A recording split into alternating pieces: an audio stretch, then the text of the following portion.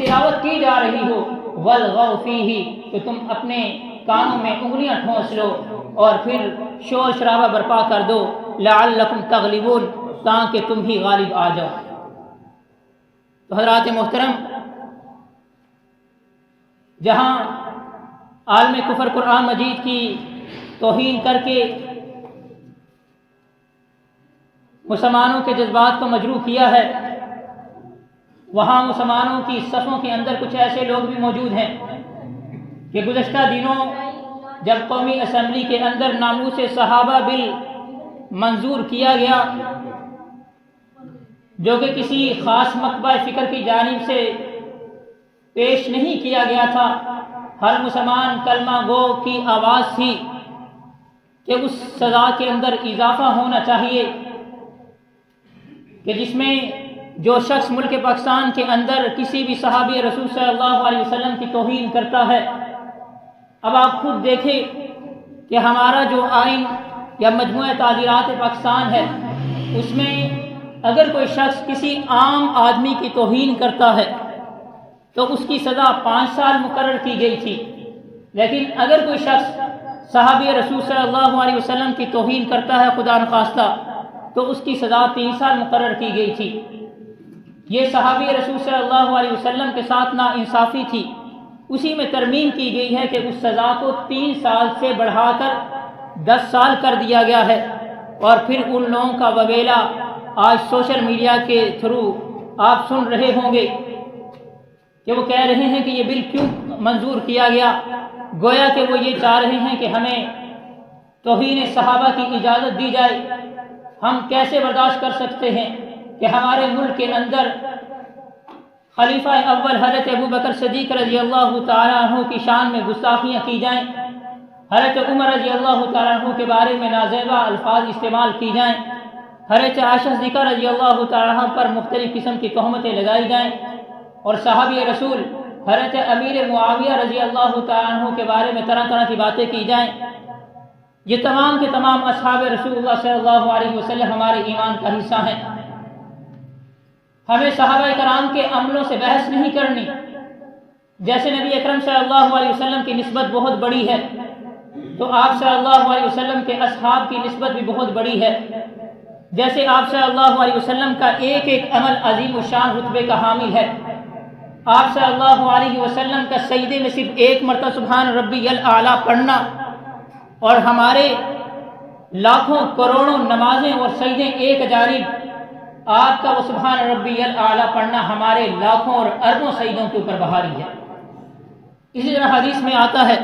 کہ آپ صلی اللہ علیہ وسلم نے فرمایا کہ میرے اصحاب میں سے اگر کوئی ایک مٹھی جو یا ایک کھجور کے برابر بھی اللہ کے راستے میں کچھ خرچ کرتا ہے اور میرے بعد میں آنے والے میرے امتیوں میں سے کوئی احد پہاڑ کے برابر سونا خرچ کرتا ہے تو احد پہاڑ کے برابر سونا خرچ کر کے وہ میرے صحابی کے ایک جو مٹھی کے برابر وہ ثواب میں نہیں پا سکتا اور پہنچ سکتا۔ آپ صلی اللہ علیہ وسلم نے فرمایا من رآنی فقد حرم اللہ علیہ، پھر یہ نہیں، مزید آگے فرمایا اور رآ من رآنی، جس نے مجھے دیکھنے والوں کو دیکھا فقد آگ اس پر بھی حرام، اور جس نے حضرت بلال رضی اللہ تعالیٰ عنہ کو دیکھا حالت ایمان میں دوزخ کی آگ اس پر بھی حرام ہے۔ ایک دیہاتی آپ صلی اللہ علیہ وسلم کے پاس آیا، اس کے قبیلے والوں نے اس کو بھیجا تھا کہ دیکھ کر آؤ مدینہ کے اندر جو نیا آدمی آیا ہے جو اپنے آپ کو نبی کہتا ہے، معلوم تو کرو وہ سچا ہے جھوٹا ہے، اگر سچا ہو تو ہم اس کے اوپر ایمان لے آئیں، جھوٹا ہو تو ہم اس کا انکار کریں۔ وہ دیہاتی آتا ہے، سمجھدار ہے، معزز ہے، آ کر پوچھتا ہے کہ تم میں سے محمد صلی اللہ علیہ وسلم کون ہے؟ بتلایا جاتا ہے کہ وہ ہیں۔ آپ صلی اللہ علیہ وسلم کی خدمت اقدس میں حاضر ہوتا ہے، اس نے آپ صلی اللہ علیہ وسلم کی نشست اور برخاست کو بھی نہیں دیکھا، اس سے پہلے آپ سے ملاقات نہیں کی، اس نے آپ صلی اللہ علیہ وسلم کی جوانی کو، بچپن کو، لڑکپن کو کچھ بھی نہیں دیکھا، نہ آپ کی امانت کو دیکھا، نہ شرافت کو دیکھا، آپ صلی اللہ علیہ وسلم کے محض چہرہ انور کو دیکھا اور دیکھ کر کہتا ہے خدا کی قسم یہ کسی جھوٹے کا چہرہ نہیں ہو سکتا۔ یہ کہتے ساتھ ہی مشرف اسلام ہو جاتا ہے۔ آپ صلی اللہ علیہ وسلم سے وہ کہتا ہے کہ میں بڑی بڑی باتیں نہیں جانتا، مجھے چھوٹی سی وصیت فرما دیں۔ آپ صلی اللہ علیہ وسلم نے فرمایا کہ تم نماز پڑھو، روزے رکھو، زکوٰۃ ادا کرو۔ حج کا حکم اس وقت تک نہیں آیا تھا۔ کہنے لگا واللہ لا ازید علی ھذا ولا انقص منہ، خدا کی قسم میں اس میں اضافہ بھی نہیں کروں گا، کمی بھی نہیں کروں گا، جیسے آپ نے فرما دیا اسی طرح میں عمل کروں گا۔ لمبی حدیث ہے،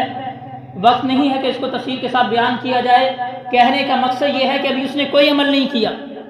آپ صلی اللہ علیہ وسلم پر محض ایمان لے کر آیا ہے۔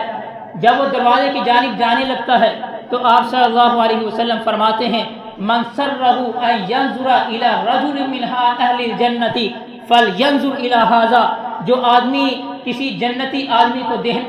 دیکھنا چاہتا ہے فلینظر الی ھذا، اس آدمی کو دیکھ لو، یہ جنتی ہے۔